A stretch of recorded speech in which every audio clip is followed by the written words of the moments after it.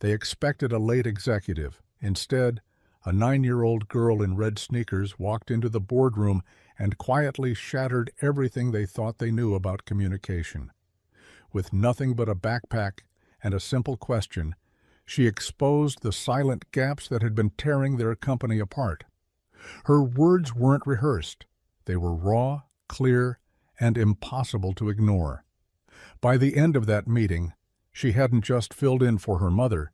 She had redefined how grown-ups listen, speak, and truly understand each other. This isn't a story about a child prodigy. It's about what happens when we finally pause and hear. The building was made of glass and confidence. 32 floors up, the boardroom looked like it belonged in a tech commercial. Long table, touchscreen whiteboards, skyline views from every angle. The people inside were already seated when the door opened, mid-conversation, coffee in hand, slides half-swiped on their tablets. The interruption was small. A soft knock, a quiet entrance. They expected a late executive, maybe an assistant. What they got was a girl. She was about 9, hair pulled back, red sneakers, a worn canvas backpack on one shoulder. She didn't look nervous. She didn't look lost. She stepped into the room like someone who'd been told where to sit and saw no reason to doubt it. She pulled a chair back slowly, placed the backpack beside her, and opened a folder onto the polished table. A pause settled over the room. Someone cleared their throat. "I think you're in the wrong," a man in a dark blazer began, but stopped when she looked up. "I'm not," she said. "My mom was supposed to present, but she got called in. We worked on it together. She said if I felt ready, I could share it myself." The room shifted, not in motion, but in temperature. A woman near the end of the table leaned forward. "What's your name?" "Amari," she said. The CEO, who had remained silent until then, closed his laptop. "Go ahead, Amari." She nodded, flipped to the first page in the folder. What followed wasn't a pitch. It wasn't memorized lines or a child parroting adult words, and it was a perspective. Amari started by telling them what the company did. Simple terms, no jargon. Then she told them what the company said it did. She showed the gap, not in metrics, in stories. "My mom works here," she said, "and she says you want to build tools that make people feel more connected. But last month, she came home and said she had to cancel the rollout meeting because the other team said it didn't feel aligned." She paused, turned a page. "So we looked at the rollout plan, and it turns out it was aligned, but only from one direction, from the people building it, not the people who were supposed to use it."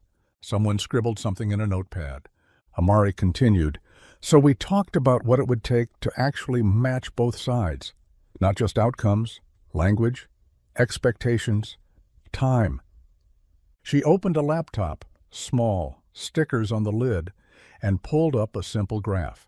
It wasn't complex, just a line representing effort, and another showing perception of value.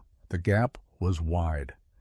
This is what happens when one team thinks something's finished and the other team is still trying to be heard. There was a long silence.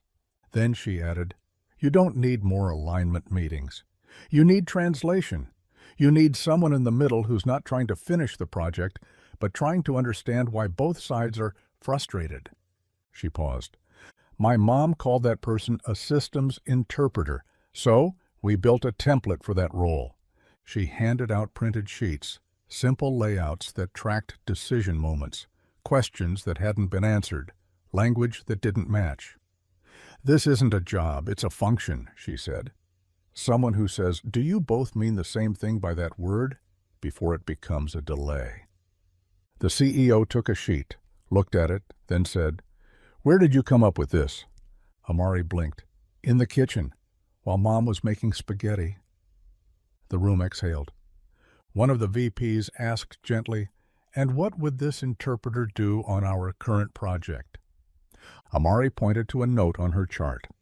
"Probably catch the part where the implementation team thought 'ready' meant technically working, and the client team thought it meant emotionally confident." Someone actually said, "Wow." Amari looked at them all, steady. "I don't know everything," she said, "but I do know if my mom had someone helping like this, she wouldn't come home tired from trying to explain things people didn't want to admit they misunderstood." The CEO sat forward. Then he smiled. "Amari," he said, "would you be willing to stay and help us finish the discussion?" She nodded, and she did.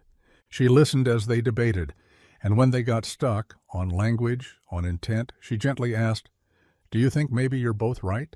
Just talking past each other?" And every time they realized, yes.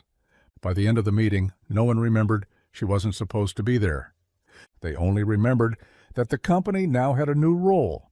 They called it liaison at first, but internally they just called it the Amari function, because the little girl who came when her mom couldn't changed how the company spoke to itself forever. By the second week after the meeting, the tone inside the company had shifted, not dramatically, not in press releases or memos, but in hallway conversations, in email threads, in the way meetings paused for one more beat before someone responded. They were listening differently now, not slower, just deeper, like something had been unlocked, or maybe just remembered. They didn't change the org chart, not right away. No new job titles, no announcements. But people had started asking, quietly at first, for someone to help them check their assumptions. Can we run this past an Amari before we finalize? Does this need an interpreter? Are we aligned, or do we just think we are? It became shorthand, then practice, then policy. Claire, Amari's mom, returned to the office a day after the meeting. She had no idea what had happened yet. She stepped off the elevator expecting to hear about missed connections or delayed approvals. Instead, the floor was quiet and warm and different. Her boss approached with a calm smile and simply said, "Your daughter is remarkable." Claire blinked. "What?" She didn't just fill in, she reframed the conversation. "The board wants to meet with you, to talk about how to implement what she showed us." Claire's eyes widened. "Wait, she presented?" The answer was yes, fully, clearly, without flinching. Claire sat at her desk for a long time, reading through the notes Amari had left behind, her neat handwriting circling terms like shared definitions and misaligned expectations, her sketches showing how dialogue could collapse when teams thought collaboration had already happened. Claire didn't feel embarrassed. She felt seen, and a little stunned that her daughter had taken something they had only talked about in passing, half over dinner, half during car rides, and given it structure. That weekend, Amari and Claire sat in their kitchen just like they had before, pasta boiling on the stove, pages of notes spread out. Only now, Claire wasn't doing the explaining. She was asking questions. "Why did you choose that word, interpreter?" Amari shrugged. "Because sometimes people know what they mean, but the other person hears something else, and they both get mad, but not for the same reason." Claire nodded slowly. "That's exactly right." Amari smiled. "I know. They didn't turn it into a brand. Amari didn't want to be in an article. When someone from internal communications asked if they could write a profile on her, she said, 'I'm not a story. I'm a reminder.' The comms team quoted her anyway. Over the next month, the company began integrating the interpreter function, officially now. It wasn't a job title. It was a role anyone could step into if they were willing to pause and ask, "Are we using the same map?" Departments began training staff to lead alignment audits, short 5-minute pauses at the start of projects to surface unspoken definitions. People started saying things like, "Let's Amari this first," when they were about to make a big decision. No one laughed. They just nodded. The CEO mentioned it in a keynote 6 weeks later. "Alignment is more than agreement," he said. "It's shared understanding. And sometimes you need someone to hold the space long enough for people to realize they've been talking about different things the whole time." We learned that from a girl who wasn't supposed to be in the room, but who changed how we speak to each other. Amari didn't hear the speech. She was home, building something in her notebook, another flowchart, this one even simpler than the last. Claire peeked over her shoulder. "What's that one for?" Amari didn't look up. "It's for when people already agree but still feel weird. That means something's missing, but they don't know what to ask." Claire smiled. "Do you have a name for it?" Amari shrugged. "Not yet, but I'll figure it out." She always did. And now, across a company she didn't technically work for, in rooms she'd only entered by chance, people were learning to speak more carefully, to pause when something didn't feel right, to interpret, not just assume. Because one little girl came instead, and left behind a language everyone could finally understand. By the time April settled in, cool mornings, soft sun filtering through glass, the role Amari had modeled without meaning to had quietly embedded itself into the bones of the company. It wasn't formalized with HR. It wasn't etched into policy decks or performance plans, but it was everywhere. You could see it in the way emails started with, "Before I assume." You could hear it in meeting rooms when someone said, "Let's make sure we mean the same thing before we move." And almost always someone would say, "Can we Amari this first?" Amari still came to the office sometimes, not often. Just when Claire couldn't find someone to walk her home from school, or when she had questions about her homework that could probably be solved faster with whiteboards, no one minded.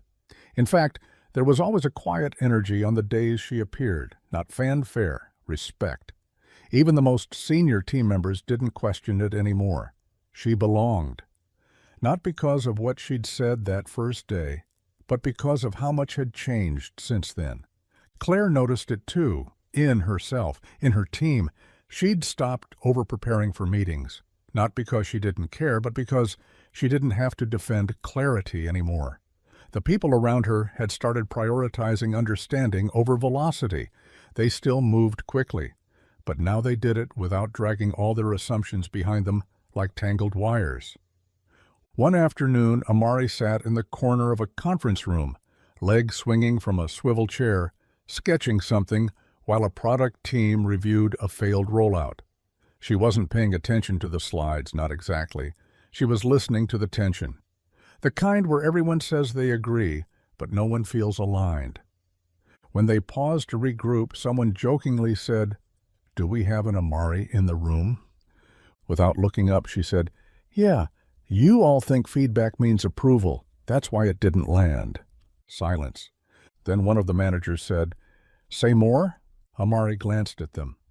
The devs gave feedback, but they didn't praise it, so the marketing team thought it was a rejection, not a revision. You didn't disagree, you just didn't use the same definition of useful. The team blinked, and then someone muttered, "We need to put that on the wall." They did. In fact, within 2 weeks, a wall near the main entrance became the Amari wall, unofficial, organic, constantly updated.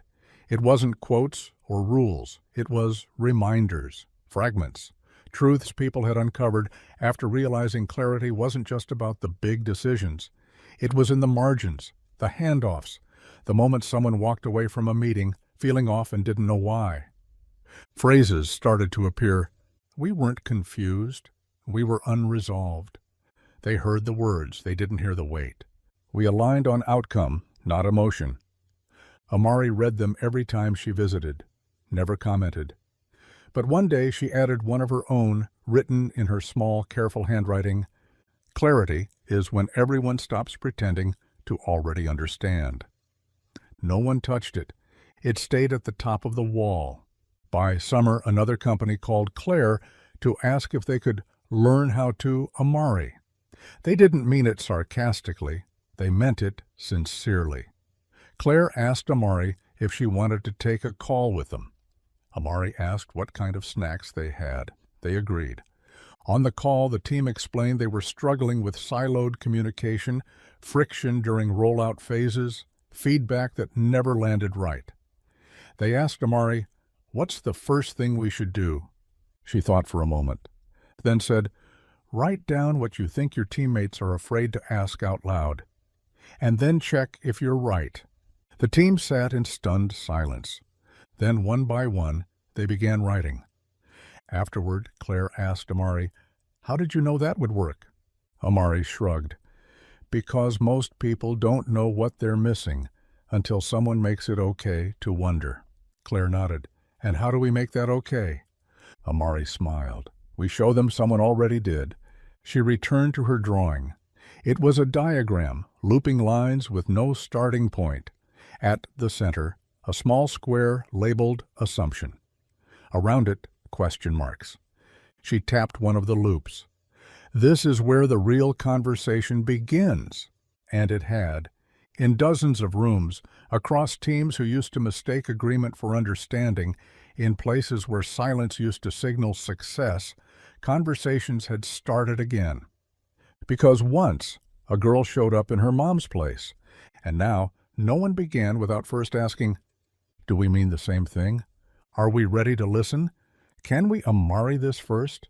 And if they could, they did. By early May, the term Amari it had become so embedded in the company's culture that no one could quite remember when it had first been said casually, only that it was said often, and that it worked. The phrase wasn't a command, it was an invitation. It meant slow down, check in, translate before assuming. It meant someone in this room might not be saying what you think they are. It meant make space for the meaning beneath the words. Amari didn't ask for that. She never claimed credit. She didn't even like the attention. When a senior director suggested naming a new onboarding module after her, she wrinkled her nose and said, "Can you just call it pause? That's what it actually is." Claire had started noticing how different her days felt now, lighter. Not less full, if anything. She was in more meetings, more alignment check-ins, more design sprints. But the weight had shifted. It no longer felt like she was dragging her ideas uphill through a maze of unspoken tension. People had begun assuming good intent. More importantly, they had stopped assuming shared meaning. They asked questions now, real ones. They confirmed definitions. They used silence as a tool, not a threat. She heard phrases like, "Can we check what we mean by launch?" And "Do you feel heard right now?" in rooms where 6 months ago no one would have admitted to being confused. All of it began the day Amari had walked into the boardroom because Claire couldn't. All of it began when someone small said something true. One afternoon, Amari walked into Claire's office after school, backpack slung low, holding a crumpled piece of paper. "I wrote a new one," she said. Claire looked up. "A new what?" "Prompt for the wall." Claire smiled. "Let's see it." Amari smoothed the paper and read it aloud. "If we're only aligned because we're tired of disagreeing, we're not aligned." Claire stared at her daughter for a long moment, then reached for a pen. "That goes up today." That evening, they walked the hallway together and taped it to the top corner of the Amari wall. A few employees passed by and nodded. One paused to read, then whispered, "That's exactly what we needed this morning." Amari didn't respond. She just smiled to herself, like someone who already knew. Later, at home, Claire sat at the kitchen table with her laptop open, editing a document for an upcoming offsite. Amari sat across from her, sketching another flowchart. At one point, Claire said, "You've changed how we work." Amari looked up, blinking. "I didn't mean to." Claire shook her head. "You didn't change the work. You reminded us how to be in it." Amari considered that.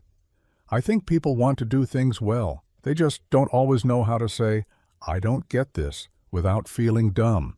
So what do? Make it okay to wonder," she said, "and make it normal to pause." That night, Amari wrote a final note in her sketchbook before going to bed. "Don't wait until something breaks to ask if you're still understood." She didn't show it to anyone. She just wrote it, underlined it once, and turned off the light. And somewhere in a dozen boardrooms, across timelines and tools and deadlines that used to push past the moment of real clarity, people were learning to stop and say, "Let's Amari this." Because a little girl didn't just fill in for her mom, she changed the rhythm of how grown-ups listen forever. By the time summer began to unfold in full, with long blue evenings and the hum of air conditioning low in the background, the company had quietly, fundamentally changed. No memo had declared it. No leadership offsite had mandated it. The shift had settled in like weather, soft and steady. People were meeting differently now. They spoke with fewer assumptions, asked for definitions without shame. "Can we slow down?" had become as common as "let's circle back." And everywhere, between departments, in planning decks, even scribbled in the margins of someone's personal notebook, were fragments of language that all pointed back to one moment. One room, one little girl who hadn't come to impress anyone, just to explain the truth as she saw it. Amari didn't talk much about what happened that day. When asked, she'd shrug and say, "I just shared what we worked on." But Claire had seen the shift it sparked. And not just in the company, in her daughter, in the way Amari had become even more observant, more precise, more intentional with her questions. She still sketched thought maps, still carried a pen tucked behind her ear. But now she listened with a new kind of patience, like someone who knew silence could hold something important if you gave it a little time. One Friday afternoon, Claire came home to find Amari building something on the living room floor. It wasn't digital. It wasn't software. It was physical. Index cards connected with strings taped to the rug, forming a kind of web. At the center, a single card labeled "Meaning Drift." "What is this?" Claire asked, kneeling beside her. Amari pointed to the strings. "This is what happens when teams think they agree, but they're each imagining different outcomes. It doesn't fall apart at once. It just drifts, slowly, until someone says, 'This isn't what I thought we were doing.'" Claire nodded. "You're building a model for misalignment." "No," Amari said, smiling faintly. "I'm building a model for how to notice it early." She called it thread sense. It wasn't complicated. It tracked key terms across teams, not to correct, but to compare, to surface subtle inconsistencies before they hardened into silence or blame. It asked questions like, "When you said done, did you mean delivered or approved?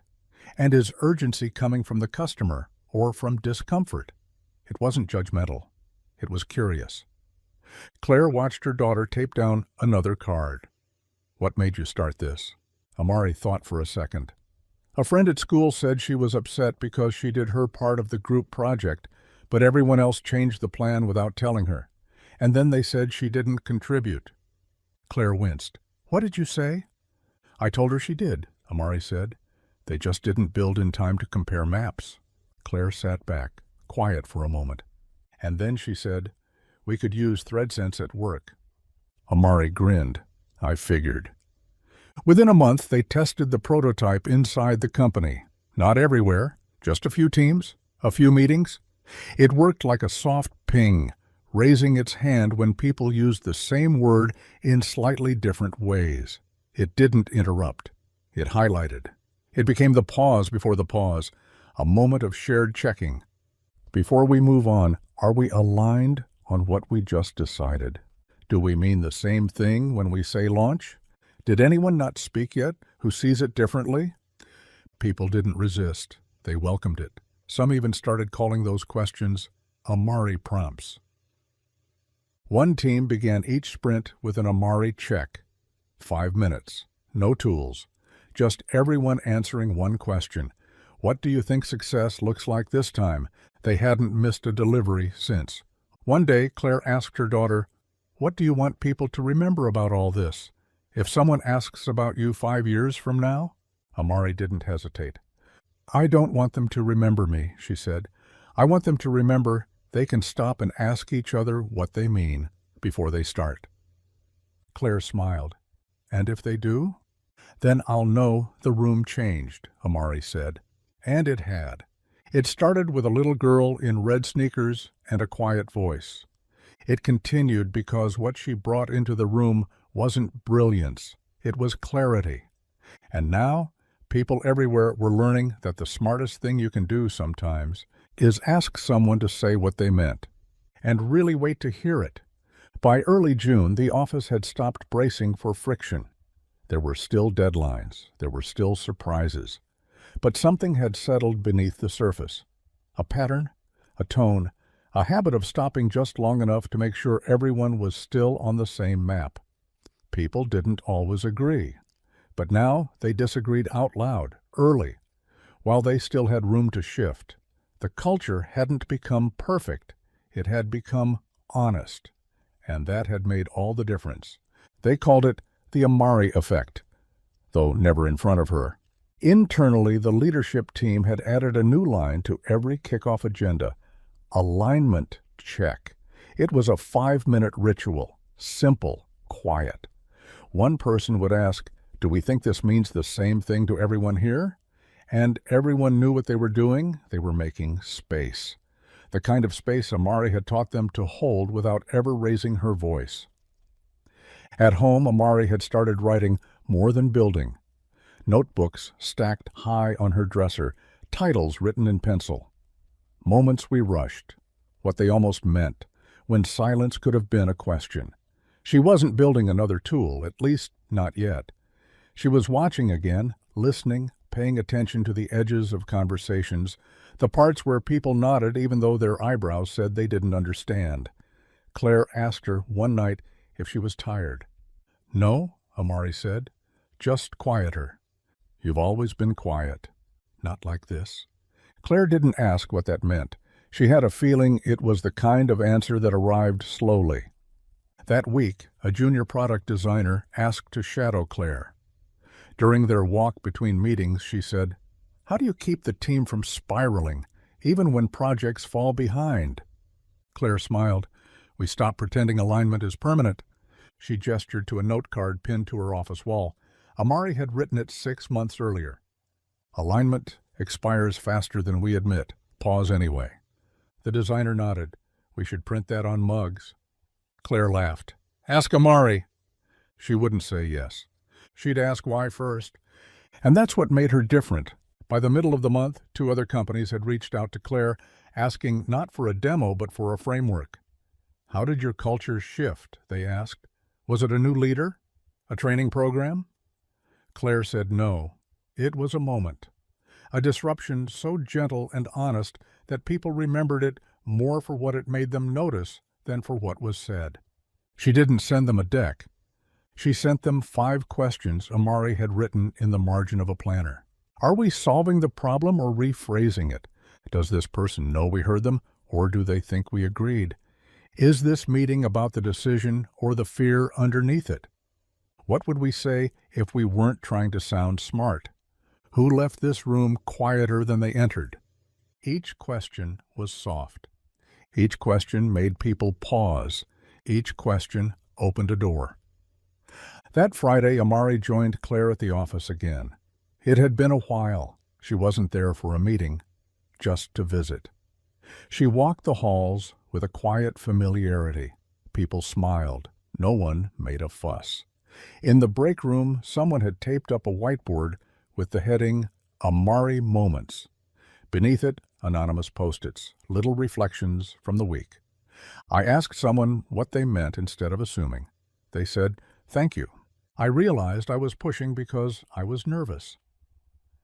Not because it was urgent. We paused. Nothing broke. It actually helped. Amari stood there for a long moment and then wrote her own note. "I'm glad you're still listening." She didn't sign it. She didn't need to. That evening, Claire watched her daughter scribble something on the back of an envelope as the sun dipped behind the buildings. She didn't ask. But before bed, Amari slipped it under her door. A single sentence. The room doesn't need to be impressed. It needs to be honest. Claire tucked the note into her wallet. She carried it everywhere after that. By July, the language had changed. Not just the words, but the pace of them, the way people used space between ideas, how they waited a little longer before responding, how they paused when someone seemed on the verge of saying something real. It wasn't dramatic, it wasn't branded, but it was everywhere. They called it working with Amari tempo, slower, clearer, built on trust before speed. The phrase had started as a joke after someone said, "Let's move fast, unless Amari's in the room," and someone else replied, Honestly, that's when we move best. They'd laughed, but it stuck. Now, Amari tempo meant say what you mean what you say. Make sure everyone still wants to follow you once you've finished talking. The company had grown, not exponentially, intentionally. New hires came in with the expectation that meetings might start with a question instead of an agenda, that it was normal to be asked what you thought someone else meant, that pause didn't mean delay. It meant depth. They learned quickly, because the culture taught them gently, because no one wanted to be the reason the clarity slipped.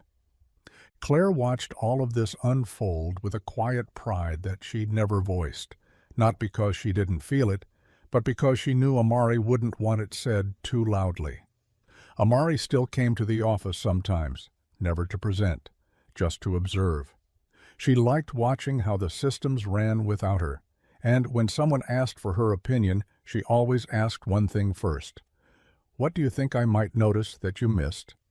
It wasn't a trick question, it was a mirror. She was building again, something new, not software, not a prompt system. This one was just called Return.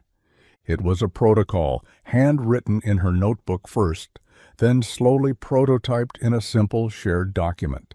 A flow for how teams could welcome someone back into a process they'd stepped away from, without demanding an explanation, without performing apology, without forcing catch-up. Amari had been thinking about how people drifted, not because they didn't care, but because the room stopped feeling safe enough to be honest in. Return was for that moment, not when someone came back, but when they almost did. It started with 3 sentences. We noticed you stepped back. We're not asking why. We're just making sure you still know you're wanted here. Claire read it aloud one night at the dinner table and had to stop halfway through. It's so simple, she said, her voice catching. That's why it works, Amari said. Return got folded into team playbooks like it had always belonged. A design team used it to reopen a stalled project. A community manager used it to repair a difficult conversation. A CEO used it to write a message to someone who'd quietly gone silent after a failed proposal. The message read, "We know it didn't land, but we still value how you tried to carry it. If you're ready to rejoin the conversation, the door's open." The person replied. They rejoined. They finished the work. When Claire told Amari, she just nodded. People don't need perfect language, she said. They just need the first line of the bridge. Later that month, Amari taped a new card to the office wall, the same one near the Amari wall, now quietly renamed the Listening Wall. The card said, "You don't have to explain where you went. You're already back." No one asked what it meant. They knew. And in rooms full of people who used to rely on certainty and velocity, something softer had taken root. A rhythm of repair, a way of working that left space for people to return, to revise, to be real. Because once, a girl walked into a boardroom in red sneakers. Now her questions were how the company stayed whole. By August, the Amari protocols had made their way into places she'd never set foot. Nonprofits in other cities, school boards revising their engagement policies, healthcare teams updating internal language around shift transitions, all without branding, all without credit. Just ideas passed quietly from room to room, question to question. Claire would catch glimpses of it in the wild. Someone in a meeting she didn't run saying, "Let's slow this down, Amari tempo," or a note left in a shared document that read, "We didn't align. We complied. Let's revisit." It made her stop sometimes, not in shock, in reverence. Amari didn't ask about the ripple. She just kept watching. She was deep in something new, not return, not thread sense, something quieter, something slower. She called it wait. It started with a question she'd written on the inside cover of her notebook. Claire found it by accident when Amari had left it on the kitchen table. What does it cost someone to speak here? That became the seed. Amari began mapping meetings, not for content, but for effort. She noted who hesitated before answering, who interrupted, who repeated themselves, who got ignored. She didn't track authority, she tracked weight. Who carried the conversation, who held the room steady, who always translated ambiguity into something digestible for everyone else. She wasn't measuring airtime, she was measuring emotional labor. One day, Claire asked her directly, "Why wait?" Amari said, "Because systems that claim to be inclusive still make some people do more work to exist in them." Claire didn't respond. There wasn't anything to add. Wait became a kind of invisible overlay for teams using Lantern. It didn't judge. It surfaced a prompt after a meeting asking, "Who carried clarity today? Did they have help?" It asked, "Was anyone only heard once? Someone else echoed them?" It highlighted unspoken patterns. Which voices softened the tension? Which voices always had to be soft to be heard at all? Claire got the first wait summary after a planning session. It was short. 3 people revised themselves mid-sentence to avoid disagreement. One voice waited 90% of the meeting to say what they came in to say. Your room didn't break, but it leaned on them. She read it 3 times. Then she called the team back together, not to scold, to ask. What didn't feel safe? What hadn't landed? What did we assume? No one left early. That was the thing about Amari's systems. They didn't force change. They invited it. They whispered the kinds of truths that people already suspected and gave them permission to look more closely. Not to blame, to rebalance. By the end of August, wait had become part of onboarding, not as policy, as posture. New hires weren't just told about the products or the culture. They were asked one question in their first week. What kind of room helps you speak clearly? And they were listened to. Amari heard about it secondhand. Claire told her over breakfast. She nodded once and went back to drawing. She was sketching circles again, this time nested, overlapping. Claire leaned in. "What's this?" Amari pointed to the smallest one. "This is what someone thinks they need to say." Then the next, "This is what they say." Then another, "This is what gets heard." Claire traced the gap between the smallest and the largest. "And what's that space called?" Amari smiled. "That's where my work lives." And it did. In every pause, in every clarification, in every room where someone finally said the thing they'd been rehearsing in silence. She had walked into a boardroom once and changed the conversation. Now she was changing who got to carry it, and how heavy it had to feel. By September, the company no longer saw Amari as a story. She wasn't the girl who once filled in or the surprise voice at the end of a meeting. She had become something else entirely, a reference point, a method, a reminder. The systems she inspired weren't seen as optional anymore. They were embedded, expected, not because leadership pushed them, but because people had started to realize how different everything felt when those systems were present.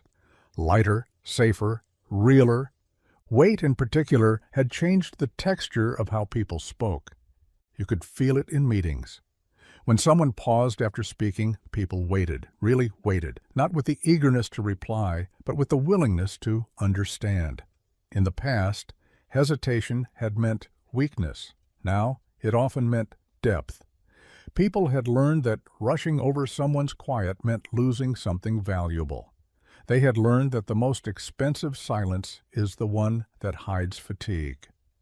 Amari's name wasn't on the software. She had never asked for it to be.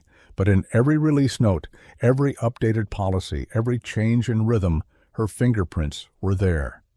She had reauthored the culture not through dominance, but through care, through listening long enough to make people brave. Claire noticed it most in the questions people asked now.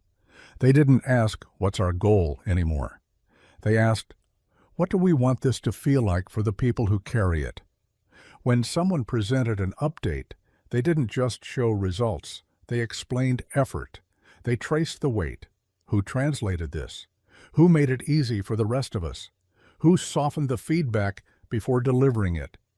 That work, once invisible, now had shape. One Thursday morning, Claire found Amari sitting at the window with a new journal in her lap. It was different from the others, thicker, fewer diagrams, more words. Amari didn't look up when her mother entered. She was finishing a sentence. When Claire asked what she was writing, Amari replied, "A guide." "A guide for what?" "For what to do when you realize you've been building on top of silence." Claire blinked. "What kind of silence?" "The kind that forms when people don't know they're allowed to name what's heavy." Claire sat down beside her. "And what do you tell them?" Amari flipped a few pages back, read aloud from a section titled, "When you notice, pause before explaining. Look for the person who shifted their tone halfway through. Don't ask why they waited. Ask what made it hard to speak in the first place. Trace the room's shape. See who sits forward, who folds inward, who smiles to keep the peace." She looked up. "They already know what's off. They just don't know who's allowed to notice it first." That afternoon, Claire added a new question to the company's monthly team review. It wasn't mandatory. It wasn't scored. In the past month, where did we miss a signal because someone was too tired to make it louder? 3 days later, someone replied with a name, a colleague who'd left a meeting early, who hadn't spoken since. The team reached out, not with confrontation, with care. They didn't ask why she had pulled back. They just said, "We saw you. We're here if you want to come back in." She did. Not immediately, but she returned. That moment became a touchstone. Claire told Amari about it later as they walked home past trees just beginning to burn gold with fall. Amari listened quietly. At the crosswalk, Claire asked, "Did you ever think you'd changed this much?" Amari looked up, thoughtful. "I didn't change anything." Claire smiled. "What do you mean?" "I just gave people a place to put the things they were already carrying." And that was it. Amari didn't build an empire. She didn't chase recognition. She never asked anyone to remember her name. She just changed what happened in the space between thought and voice, between listening and action, between silence, and the courage to speak through it. October arrived with a kind of quiet that didn't feel empty, just full of everything that had settled. The air had shifted, crisp in the mornings, soft and golden in the afternoons, and inside the company, a different kind of season had settled too. The sprint cycles continued, projects advanced, deadlines were met, but beneath all of it, there was a kind of slowness now, not a lack of movement, but a refusal to rush past what mattered.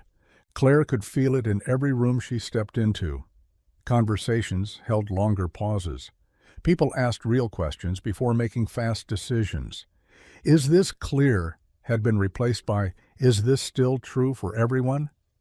And when something felt off, someone would say it, not because they wanted to challenge the room, but because the room had learned how to hold the truth without flinching. Amari still came to visit sometimes. Not often, not on schedule, just when she felt something pulling her back toward the place where her question had first landed. She would walk in quietly, say hi to a few people, sit in the corner of a meeting without saying a word. And yet, every time she was there, things shifted. Not because people performed, but because they remembered.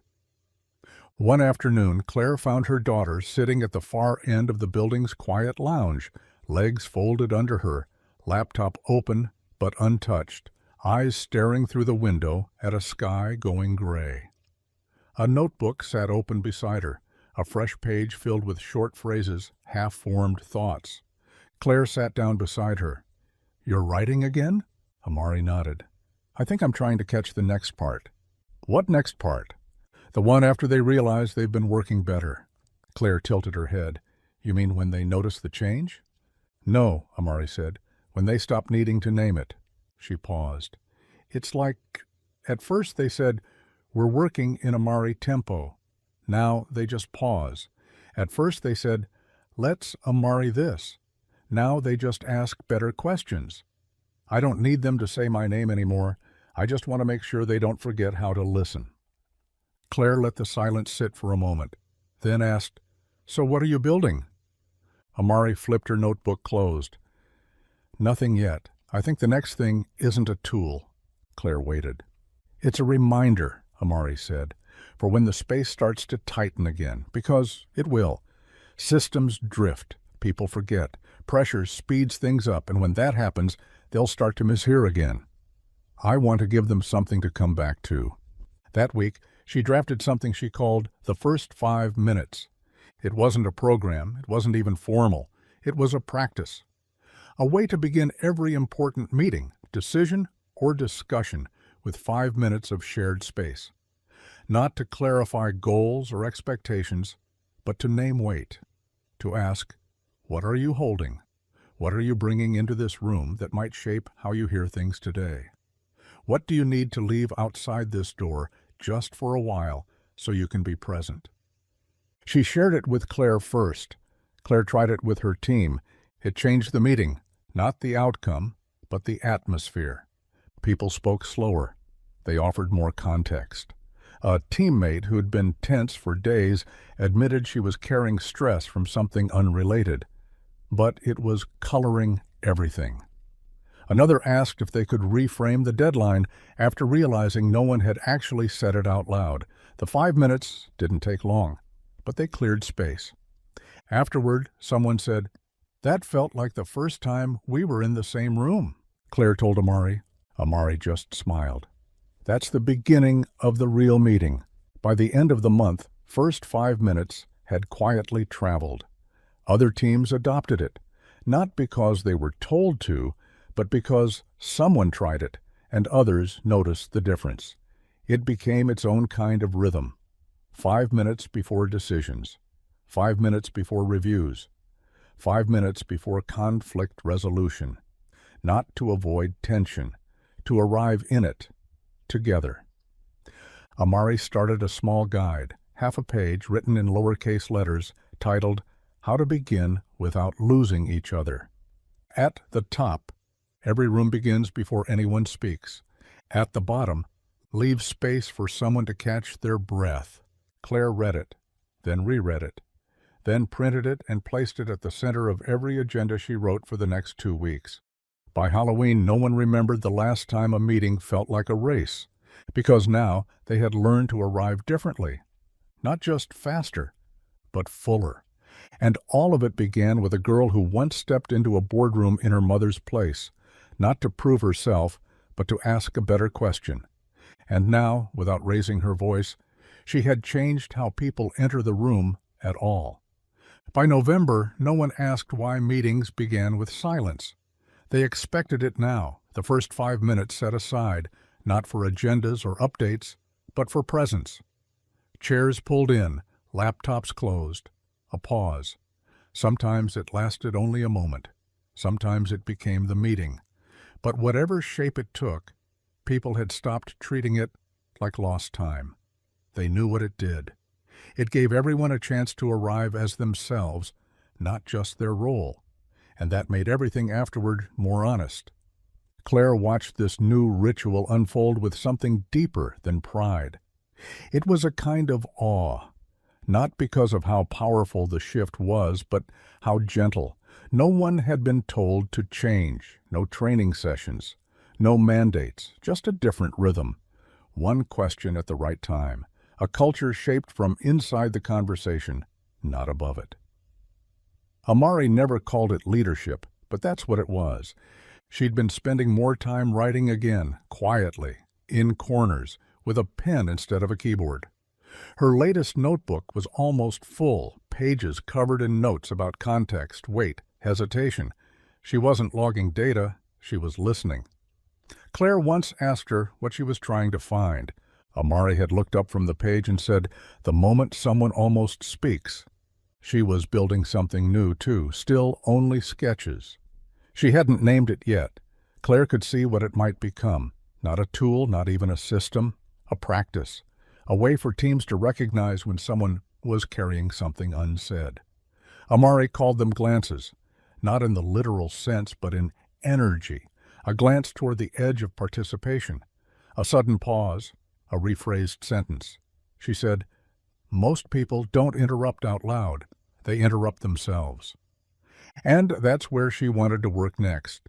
She created a set of quiet prompts, not for group use, but for individuals. She called them reflections, each no longer than a sentence. They appeared only once per week, randomly. No response required, just space. One team member received, "You disagreed and called it fatigue. Did you notice that?"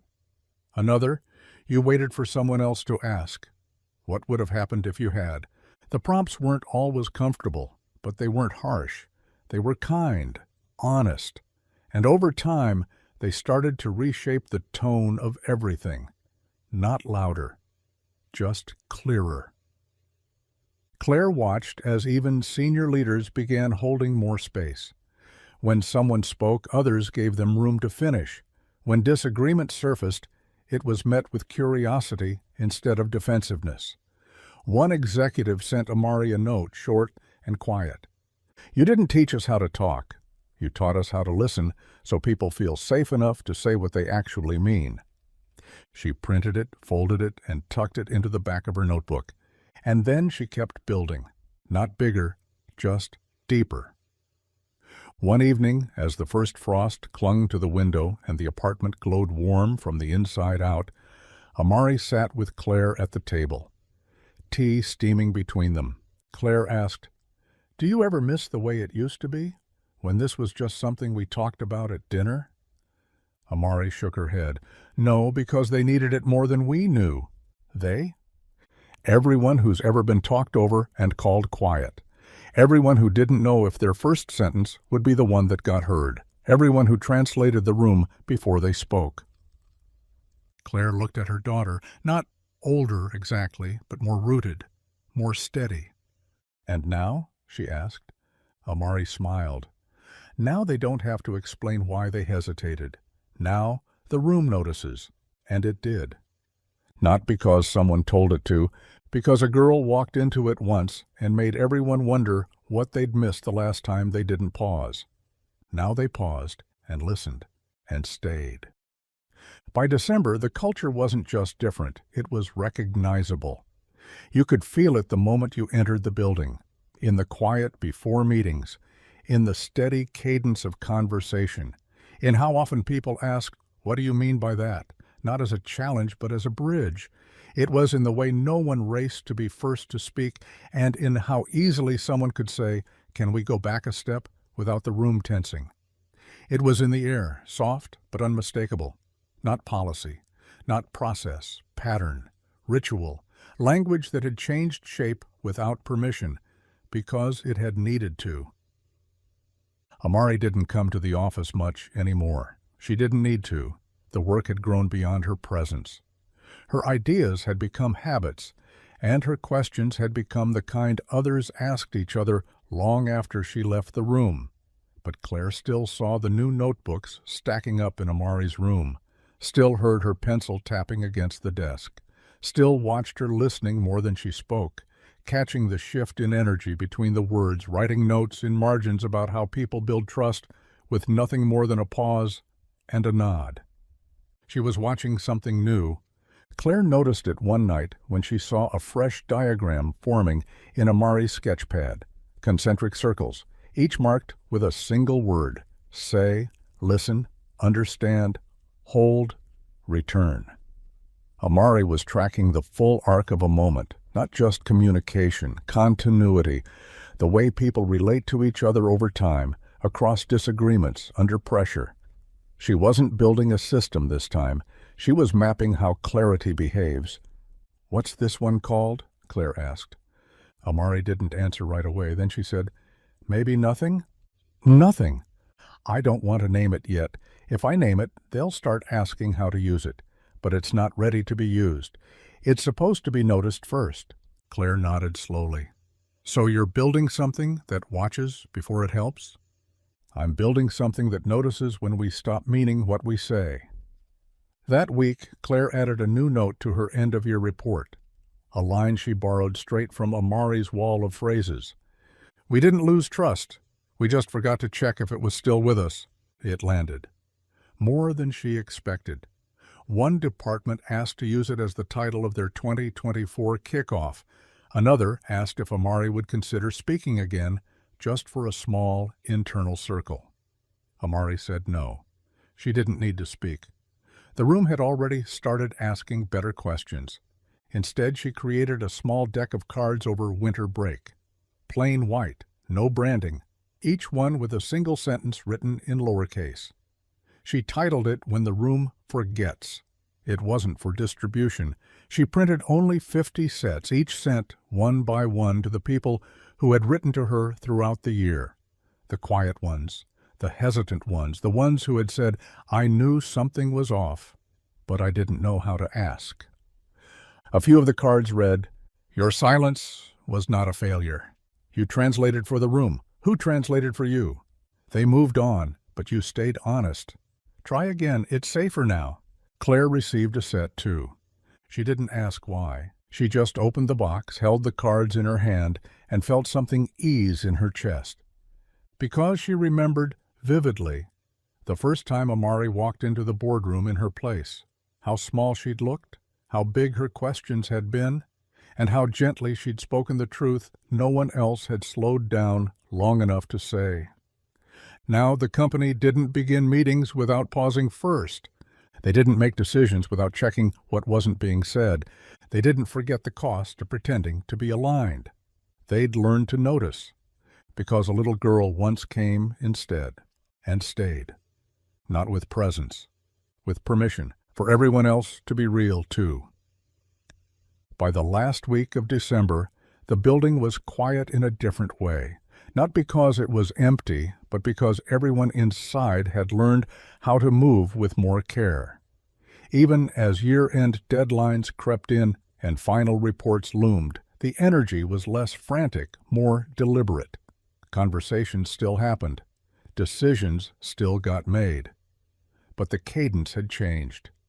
Meetings began with reflection, not reaction.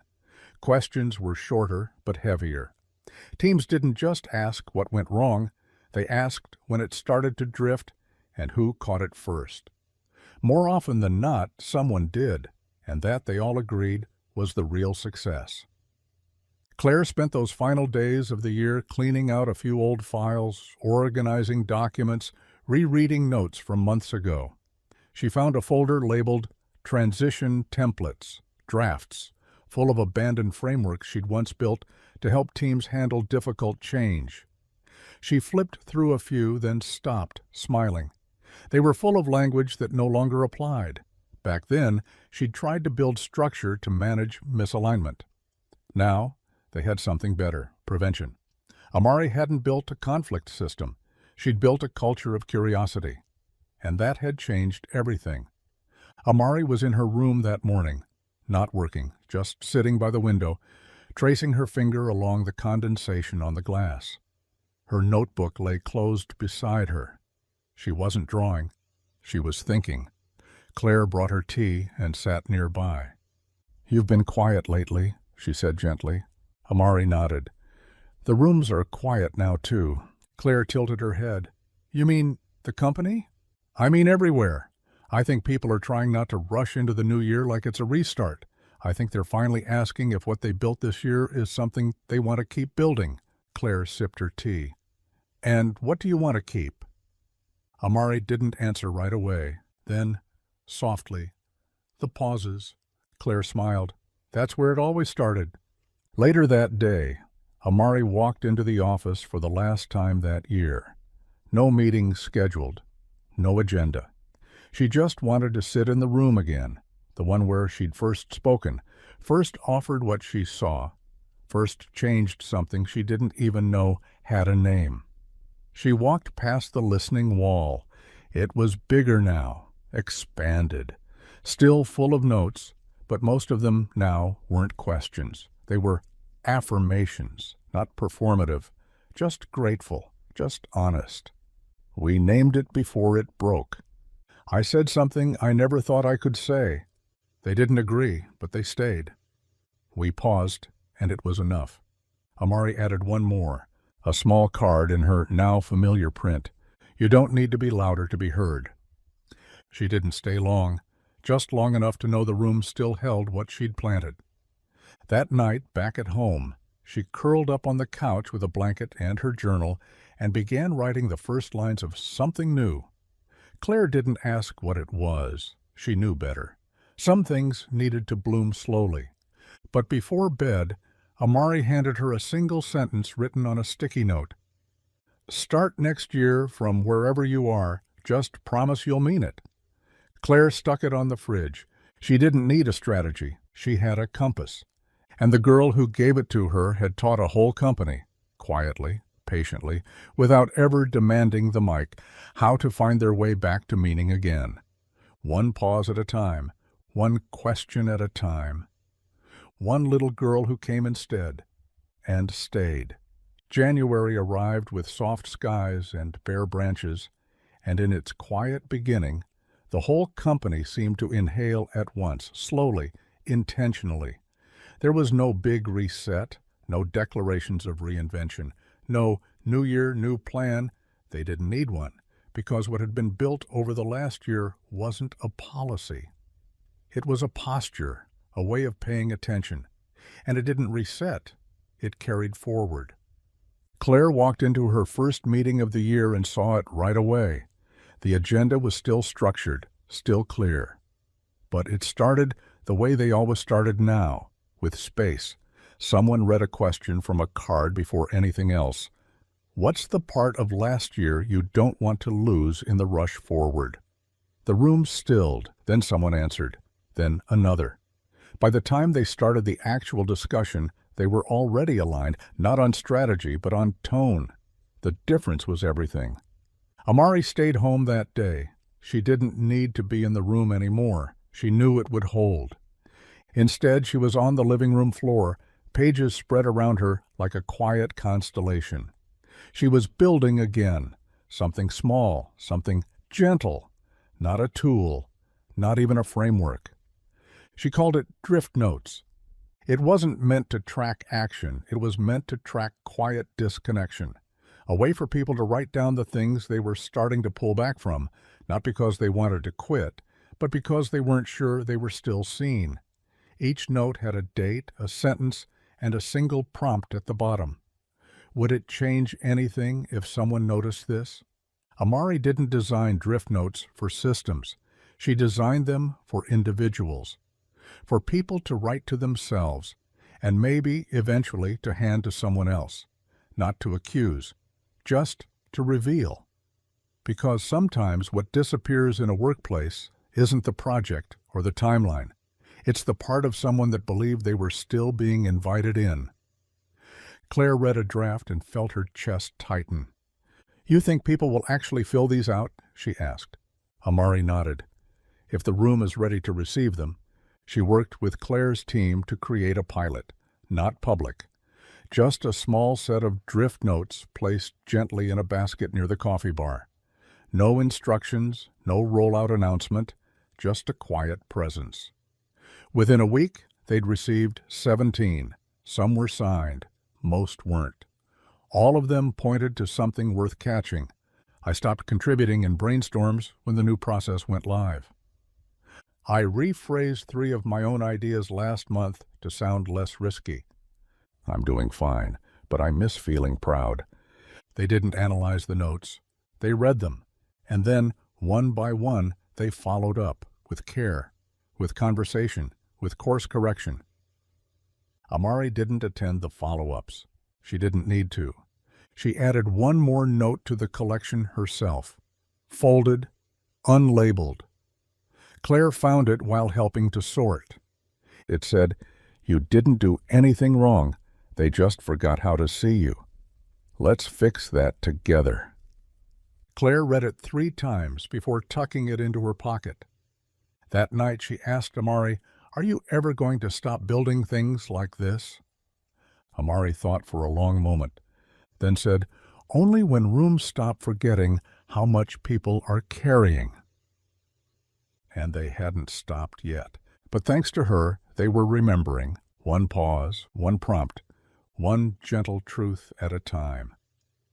February came with low skies and early evenings, the kind that pulled people inward. It wasn't the cold, it was the quiet. And in that quiet, people noticed more. They spoke more gently. They paused longer.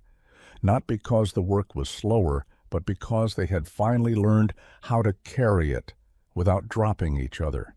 The culture had taken root, not through slogans or quarterly campaigns, but through repetition, through choice, through care. Drift notes were still appearing, sometimes anonymously, slipped under a door or folded between the pages of a project file, sometimes spoken out loud during end-of-week check-ins, no longer needing to be written first. I think I've been quiet because I'm not sure my voice still fits the shape of the room. That was what one person said in a Thursday sync, and no one rushed to fix it. No one said, "That's not true?" They just listened, asked if there was anything they could do differently, left space for the answer. Because now everyone knew that the moment someone opens up like that, the worst thing you can do is talk too fast. Amari saw it all from a distance. She didn't need to be in the rooms to feel what was happening inside them. She could tell from the way her mother came home, not exhausted, but settled. From the quiet updates Claire shared without even realizing she was sharing. Someone paused today before giving feedback and asked, "Is this the right moment for this?" And everyone exhaled like they'd been waiting for permission to say no. Amari smiled when she heard that. That's what she wanted to build next. Not just systems that hold people when they speak, but systems that understand when not to speak at all. She started working on a new layer for drift notes, one that could recognize emotional weight based on interaction patterns, not to diagnose, just to notice. She called it breath line. It didn't measure performance, it measured readiness. It looked for the signs people were stretching, picking up responsibility that didn't belong to them, translating other people's confusion, absorbing tension in meetings to keep things moving. When Breathline surfaced a signal, it didn't alert the manager. It didn't send a report. It placed a card in the user's reflection queue that read, "You've been steady for everyone else. Who's steadying you?" It offered no solution.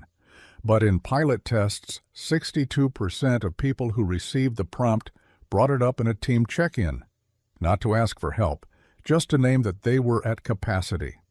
That was enough. One of the engineers who tested it wrote back, "I didn't know a system could notice the moment I needed someone to ask, 'Do you want to carry this alone?'" Amari added that to her journal. She didn't post about it, didn't mention it to Claire. She just underlined the phrase, "Someone to ask." That's what she always came back to, the power of one small, sincere question. One evening, sitting by the window while sleet whispered against the glass, Claire asked, "Do you ever wish you hadn't walked into that boardroom that day?" Amari didn't look up. No. Even with all that followed? Amari set her pencil down. "I didn't walk in to be heard. I walked in because I had something worth saying." Claire nodded. "And now?" "Now," Amari said, "I'm teaching rooms how to hear each other before someone else has to step in." And she was, with prompts, with pause, with the kind of questions that live longer than answers. And as February gave way to March, and the light began to stretch again, every room she'd touched carried that reminder. You don't need to speak loudly to change everything. You just need to ask the question no one else thought to, and wait long enough for someone to answer honestly. March unfolded like breath finally released. The days grew longer, the light softer. There was something different in the air, not urgency, not momentum. Openness. The kind that comes when people stop rushing through discomfort and start sitting inside it. Teams had stopped filling every silence. They'd stopped performing alignment. They were building it now, thread by thread, choice by choice.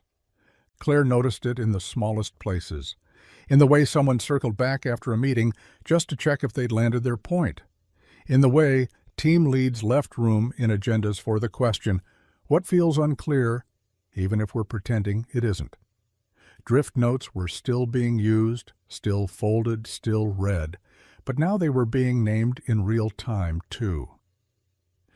This might be a drift note moment, someone would say, and instead of tension, there was relief. The room softened. The room listened. Amari had been quiet, not withdrawn, focused. She was finishing something.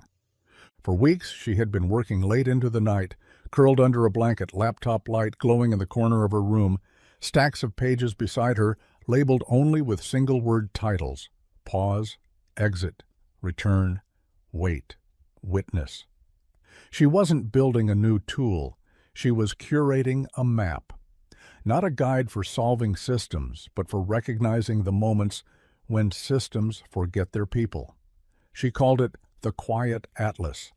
It wasn't meant for dashboards. It wasn't meant to be scaled. It was designed to be held, a physical artifact, a collection of questions, thresholds, and invisible checkpoints that live in every process but are rarely named. Claire read a draft one night while Amari was asleep. Page 1. There are 4 rooms inside every meeting. The one we say we're in, the one we're actually in, the one we carry with us, the one no one dares enter. Build systems that welcome all 4. Another page. You will know something is drifting when someone's tone changes before their words do. You will know something is repairable when someone asks a question, even though they're afraid to. Claire closed the draft slowly. It didn't feel like reading a report. It felt like being handed language for things she had always felt but never known how to say. She found Amari the next morning at the kitchen table, pouring tea like nothing had changed. Claire placed the pages in front of her. You finished it. Amari looked at her and smiled, just a little. It's never finished, but it's ready for the ones who need it. That week, Claire shared the Quiet Atlas with a few colleagues, quietly, carefully. No launch, no messaging, just a soft email.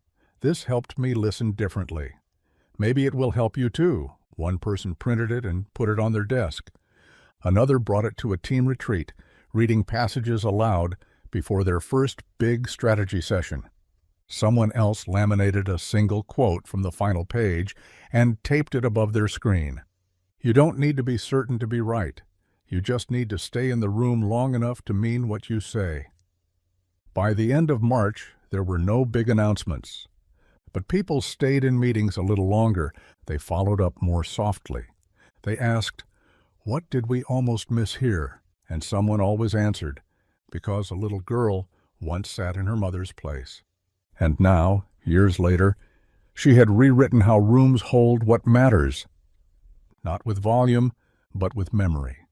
And every room that remembered her pause, her clarity, her question, carried her forward. April brought the kind of warmth that didn't rush, just quietly returned. Windows opened again. People leaned into the light. Even in the office, you could feel the shift. Coats gone, voices lighter, rooms brighter, without anyone needing to comment on it. The rhythm of things had become something you didn't notice unless it stopped. That was the clearest sign Amari's influence had taken root. It was no longer a practice. It was just how they worked now. No one said, "Let's Amari this." They just slowed down. No one said, "Do we need a drift note?" They just checked in. The space that had once needed a name now held itself, and in that space, people noticed more. How someone's voice dipped when they felt uncertain. How a teammate's idea was reshaped mid-sentence to sound less bold. How a long pause meant something important was about to be said if they could just make room for it. They made room. Claire walked into a meeting on a Monday morning and saw it immediately. The team had set up a start line, a simple circle of reflection cards Amari had quietly distributed the month before. Each card held a prompt designed to be read aloud before any work began. What's one thing you're carrying that might change how you hear today? What would you say if you knew everyone in this room would believe you? What's something you need from this space that no one can give you, but you'd like us to know anyway? They didn't answer all of them, just one, and that was enough to set the tone. That week, Amari was working on something new. She called it vestige. Not a product, a pattern, a way to notice the traces people leave behind when they start to retreat from something they used to care about. Not the dramatic exits, the quiet ones, the slow dimming, the shift from certainty to ambiguity, the way someone stops finishing their sentences or begins taking notes but not offering thoughts. She was building a kind of soft signal system, not to alert, to remember. Vestige didn't track behavior. It asked the room to reflect on what had changed. It prompted questions like, who used to speak more here? What haven't we asked about lately? What relationship feels quieter than it used to? It didn't require answers. It made space for them. One department used Vestige to reopen a dialogue with a team lead who hadn't left, but had clearly stopped showing up with their full voice. When they asked what had changed, she didn't blame anyone. She just said, I wasn't sure it mattered anymore. The team restructured the way they ran meetings, added new roles, not because she demanded it, because they finally noticed what it had cost her to stay silent. That was the point. Amari wrote a note that week in her journal. Not everything breaks when it goes quiet. Sometimes it just drifts so far, no one knows how to name its absence. Claire read it one night while folding laundry. She didn't comment. She just folded the corner of the page and left the journal open. Amari saw it the next morning, smiled to herself, and kept writing. By the end of April, the company was preparing for their annual review. Usually this meant metrics, slides, roadmaps. This year they started with something different. A reflection wall, not for performance, for presence. Every employee was invited to write a single sentence answering the question, what changed this year that helped you stay? Some wrote about the systems. Some wrote about their teams. Some wrote simply, I was finally heard. Amari didn't write a card. She didn't need to. She walked past the wall one afternoon, paused, and placed a blank one in the middle. On it, she wrote, you stayed. That's what matters most. And walked on. Because the girl who once came instead now belonged everywhere. Not because she was loud, but because she helped the world remember how to listen.